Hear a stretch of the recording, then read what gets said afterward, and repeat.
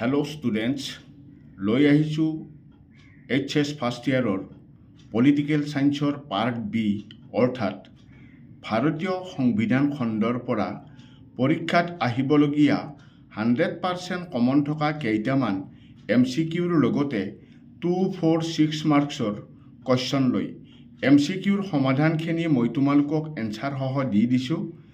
2, 4, 6 মাৰ্কছৰ question কেইটাৰ PDF link ডেছক্ৰিপশ্যনত পাবা। আহা তেতিয়াহ'লে পলম নকৰি ভিডিঅ'টো আৰম্ভ কৰোঁ। প্ৰথমতে চোৱা MCQ আমি কেনেকুৱা টাইপৰ MCQ চালে আমাৰ কমন পৰিব। নাম্বাৰ 1ত চোৱা, মই ইংলিছ মিডিয়ামত আৰু অসমীয়া মিডিয়াম দুয়োটা মিডিয়ামতে দি দিছোঁ।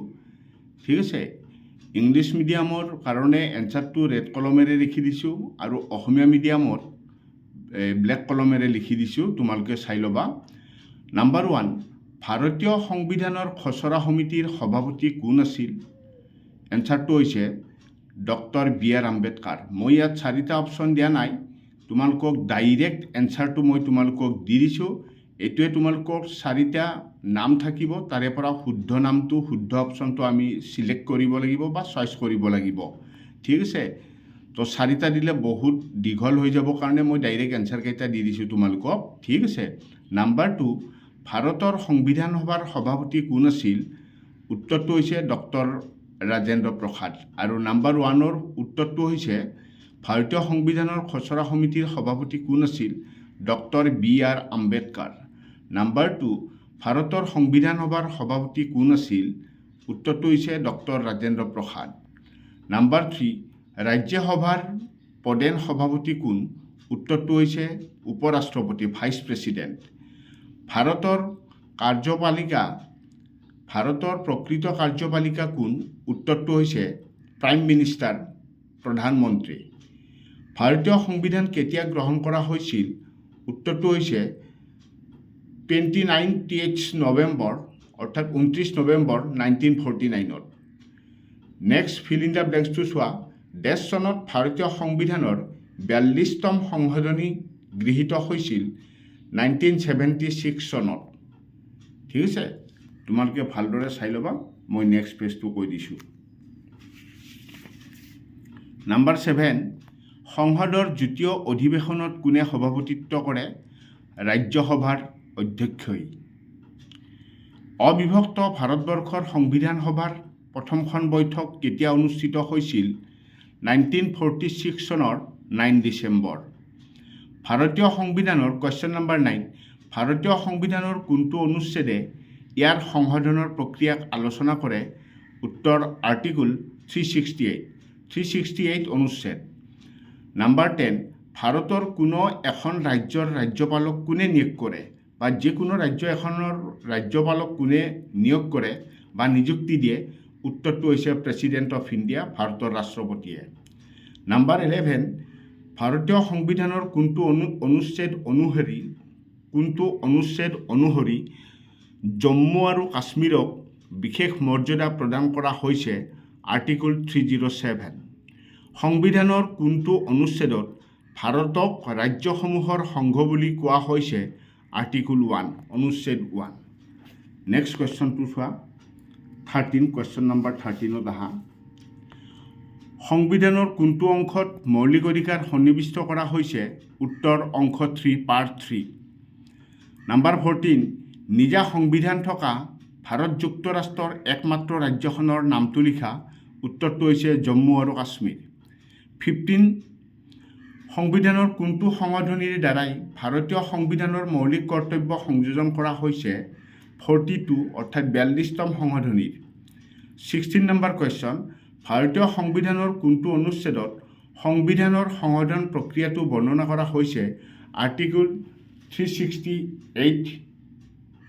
নাম্বাৰ 17, ভাৰতীয় সংবিধানৰ কোনটো অধ্যায়ত ৰাষ্ট্ৰৰ নিৰ্দেশাত্মক নীতিসমূহ অন্তৰ্ভুক্ত কৰা হৈছে? পাৰ্ট 4ত। নেক্সটটো চোৱা, 18 নম্বৰটো চোৱা, ভাৰতীয় সংবিধানৰ কোনটো সংশোধনীৰ জৰিয়তে সম্পত্তিৰ অধিকাৰটো মৌলিক অধিকাৰৰ পৰা বাতিল কৰা হৈছে? 44তম সংশোধনীৰ জৰিয়তে, এক্ট 1978। ভাৰতবৰ্ষৰ সংবিধান কোনে প্ৰণয়ন কৰিছিল? এনচাৰ হৈছে সংবিধান সভাই। মুছলিম লীগৰ নেতাজনৰ নাম কি? মহম্মদ আলী জিন্না। ভাৰতবৰ্ষক কোনে ডিভাইড কৰিছিল? এইটো যদি সোধে কোনে বিভাজন কৰিছিল, মহম্মদ আলী জিন্নাই দিবা এইটো এনচাৰ। কেবিনেট মিছন ভাৰতলৈ কেতিয়া আহিছিল?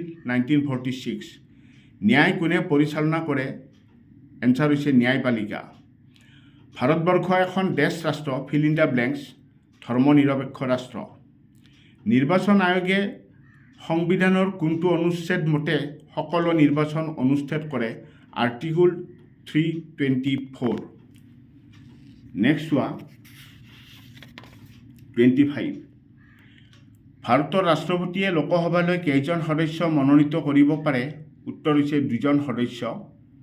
গুৱাহাটী পৌৰ নিগমৰ সৰ্বাধিক সদস্য সংখ্যা কিমান? এনচাৰ হৈছে 60জন, 60।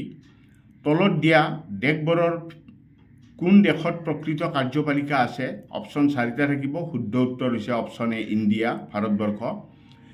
ভাৰতীয় সংবিধানৰ অভিভাৱক কোন? সুপ্ৰিম কোৰ্ট, উচ্চতম ন্যায়ালয়। ভাৰতৰ কোন ৰাজ্যত দ্বৈত নাগৰিকত্বৰ ব্যৱস্থা আছে? জম্মু আৰু কাশ্মীৰ। ভাৰতবৰ্ষৰ প্ৰথম ৰাষ্ট্ৰপতি কোন আছিল? ডক্টৰ ৰাজেন্দ্ৰ প্ৰসাদ। তো এই 30টা তোমালোকক মই MCQ দিলোঁ। এই MCQ কেইটা তোমালোকে ভালদৰে চাই ল'বা। এতিয়া আহা 2, 4 আৰু 6 মাৰ্কৰ কাৰণে তোমালোকে এই কুৱেশ্যন কেইটা ভালদৰে চাই ল'বা। মই ইয়াৰ PDF-টো দি দিম, ঠিক আছে। ডেছক্ৰিপশ্যনত লিংক দি দিম, তাতে চাই ল'বা। সংবিধান এখনৰ 2টা কাৰ্যলিখা। বিতে চোৱা ভাৰতীয় সংবিধানৰ 2টা যুক্তৰাষ্ট্ৰীয় বৈশিষ্ট্য উল্লেখ কৰা। আমেৰিকা যুক্তৰাষ্ট্ৰৰ সংবিধানৰ পৰা ভাৰতে গ্ৰহণ কৰা 2টা ব্যৱস্থা উল্লেখ কৰা। ভাৰতীয় সংসদৰ 2টা কাৰ্য উল্লেখ কৰা। সাৰ্বজনীন প্ৰাপ্তবয়স্ক ভোটাধিকাৰ বুলিলে কি বুজা? অসমৰ পৌৰ পৰিষদৰ 2টা কাৰ্য উল্লেখ কৰা। ভাৰতবৰ্ষক গণৰাজ্য বুলি কিয় কোৱা হয়? সদনযুক্ত বিধানমণ্ডল থকা ভাৰতবৰ্ষৰ 2খন ৰাজ্যৰ নাম উল্লেখ কৰা। তো এইকেইটা কুৱেশ্যন কেইটা মই তোমালোকক দেখাই গৈছোঁ, কাৰণ এইকেইটা তোমালোকৰ মই PDF দিমেই, তোমালোকে চাই যোৱা। ভাৰতীয় সংবিধানত সন্নিৱিষ্ট 2টা মৌলিক অধিকাৰ উল্লেখ কৰা। সাধাৰণ অধিকাৰ আৰু মৌলিক অধিকাৰৰ মাজত পাৰ্থক্য লিখা। জৱাহৰলাল নেহৰুৰ উদ্দেশ্য প্ৰস্তাৱৰ 2টা মূল দিশ লিখা। ৰাষ্ট্ৰৰ নিৰ্দেশাত্মক নীতিসমূহৰ 2টা লক্ষ্য উল্লেখ কৰা। ৰাজ্যসভাৰ 2টা বিশেষ ক্ষমতা উল্লেখ কৰা। ভাৰতীয় নাগৰিকৰ 2টা মৌলিক কৰ্তব্য উল্লেখ কৰা। ভাৰতীয় সংবিধানৰ 2টা সীমাবদ্ধতা লিখা। ভাৰতীয় সংবিধানৰ প্ৰস্তাৱনাত সন্নিৱিষ্ট 2টা আদৰ্শ উল্লেখ কৰা। নেক্সট চোৱা, এই তোমালোকে চাই যোৱা। মই যিগতিকে PDF-টো দিম, ইয়াত PDF তোমালোকে পাবাই, খালি কুৱেশ্যন কেইটাই অলপ চাই ল'বা। নেক্সট নাম্বাৰ চোৱা, নাম্বাৰ 4।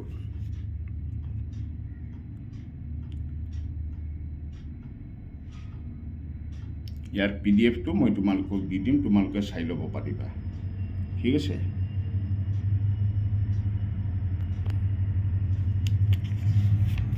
নেক্সট নাম্বাৰ,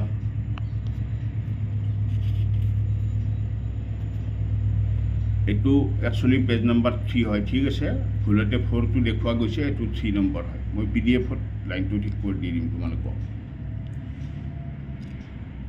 5 স্থানীয় চৰকাৰৰ 2টা বৈশিষ্ট্য লিখা। ভাৰতৰ ৰাষ্ট্ৰপতিৰ 2টা স্বেচ্ছাধীন ক্ষমতা উল্লেখ কৰা। কেৱল লোকসভাই প্ৰয়োগ কৰা যিকোনো 2টা ক্ষমতা উল্লেখ কৰা। এবাৰ 4 নম্বৰ এইটো আহিব।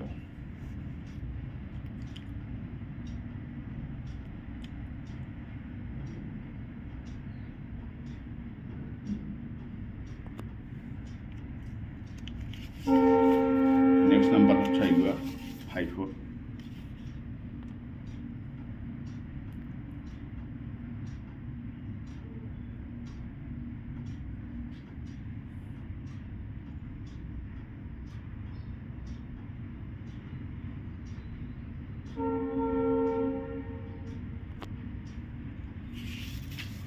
এইটো লাষ্ট পেজ।